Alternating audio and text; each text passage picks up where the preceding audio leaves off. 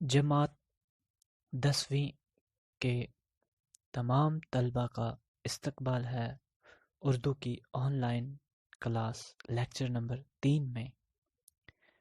پیارے بچوں، کل ہم نے میر تقی میر کی غزل پر بحث کیا تھا۔ پیارے بچوں، میر تقی میر کی جو ہیں 2 غزلیں تھے وہ ہم نے مکمل کر لی۔ تو اب تمام بچوں سے گزارش ہے وہ اپنی کتاب کھولے اور صفحہ نمبر 126 اور 127 پر نظر ثانی کریں۔ تو پیارے بچوں، آج میں آپ کے لیے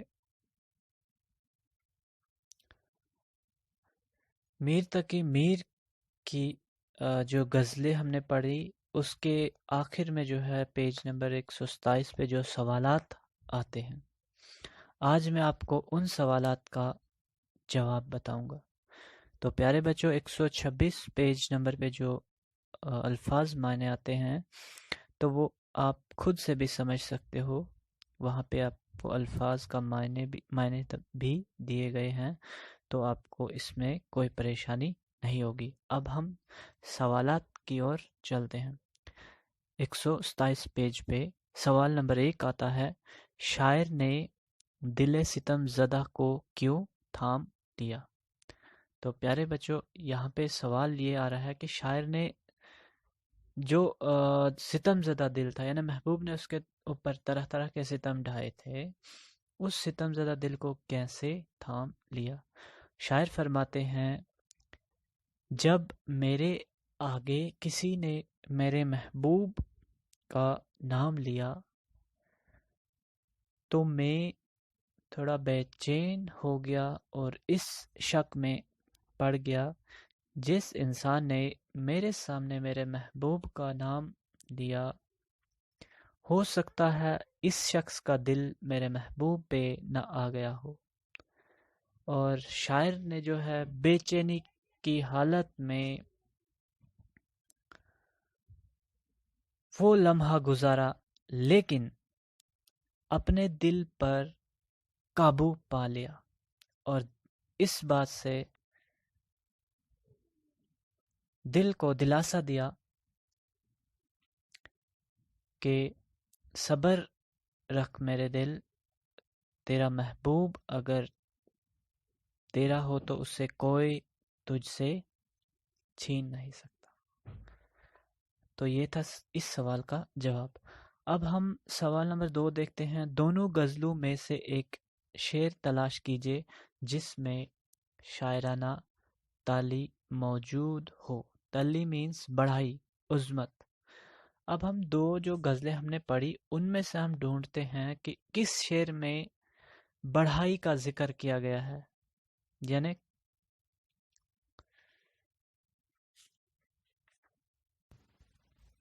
اب ہم آپ کے سامنے دیکھتے ہیں غزل نمبر 1 پہ جو لاسٹ والا شعر ہے، اس شعر میں بڑائی بیان کی گئی ہے، یعنی یہ شعر کون سا ہے؟ اگرچہ گوشہ گزین ہوں میں شاعروں میں میر، پہ میرے شعر نے روئے زمین تمام لی۔ یعنی شاعر میر نے یہاں پہ اپنی بڑھائی بیان کی ہے کہ میر کے شاعروں پہ تمام دنیا روتی تھی، تو اس لیے یہ شعر شاعرانہ تالی والا شعر ہے۔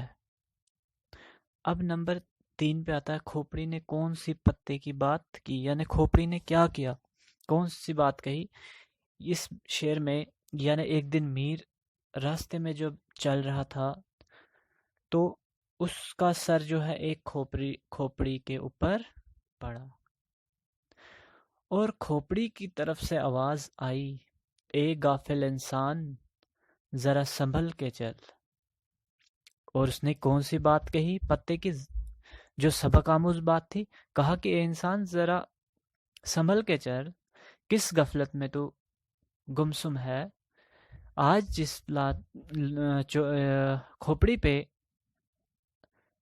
تو نے لات ڈالی ہے، کبھی وہ کھوپڑی بھی کسی انسان کے سر کا گمان تھی، یعنی آج وہ شخص فوت ہو چکا ہے، یعنی مٹی میں مل چکا ہے، اس کی موت ہو چکی ہے۔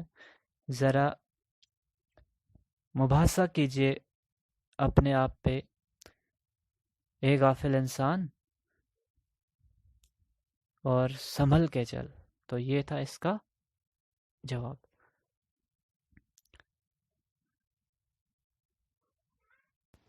سوال نمبر 4 ہے، دوسری غزل کے تیسرے شعر میں حضرت موسیٰ سے متعلق تلمیہ کو بیان کیجیے۔ اب حضرت موسیٰ علیہ السلام جو تھے، ان کو یہ شرف حاصل تھا، یعنی یہ عزت، یہ وقار حاصل تھا کہ وہ خدا سے ہم کلام ہوتے تھے، یعنی خدا سے روبرو ہوتے تھے، بات چیت کرتے تھے۔ انہوں نے ایک دن اللہ سے جو ہے اصرار کیا، اور یعنی التجا کی کہ مجھے اپنے نور کا جلوہ دکھا، اور اللہ تعالیٰ نے موسیٰ سے کیا کہا؟ اے موسیٰ، ضد نہ کرو، تم میرے جلوہ دیکھ نہیں سکو گے۔ موسیٰ نے کافی اصرار کیا، التجا کی، گزارش کی اور التماس کی، یعنی کہ برائے مہربانی مجھے آپ اپنا نور دکھا دیجئے۔ بہت اصرار کرنے کے بعد اللہ تعالیٰ نے جو ہے تھوڑی سی جھلک دکھائی، یعنی کوہ طور کے پہاڑ سے ایک بجلی کی چمک آئی، اور کوہ طور کا پہاڑ جو تھا ریزہ ریزہ ہو گیا، یعنی پھٹ گیا، اور موسیٰ وہاں پر ہی بے ہوش ہو کر گر پڑا۔ تو بچوں، یہ تھا اس سوال کا جواب۔ تو امید کرتا ہوں آپ کو سمجھ آ چکے ہوں گے یہ سوالات، اور آپ جو ہیں اچھے سے پڑھائی کریں گے۔ یعنی مراد یہ ہے کہ آپ نے پہلے سے ہی تعلیم پر توجہ دینی ہے۔ جب آپ کے امتحان آئیں گے تو آپ آرام سے پرسکون طریقے سے جو ہے امتحان میں پیپر دو گے، اور اچھے نمبرات سے کامیاب ہو جائیں گے۔ یعنی ایک شعر یہاں پہ یاد آتا ہے، اس سے آپ کو میں تھوڑا سا نصیحت کروں گا۔ وہی پاتا ہے شہسواروں میں نام، جو رکھتا ہے اپنے گھوڑے کی قابو میں لگام۔ شہسوار ہوتا ہے گھوڑے پر سواری کرنے والا۔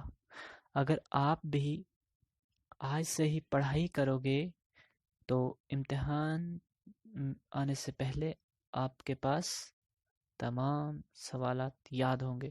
یعنی ایک گھوڑ سوار جو ہے اگر اپنے گھوڑے کی لگام کو قابو میں نہ رکھے تو وہ منزل تک نہیں پہنچتا۔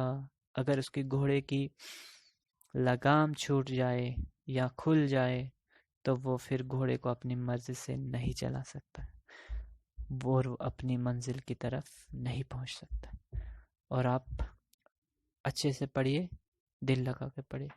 شکریہ۔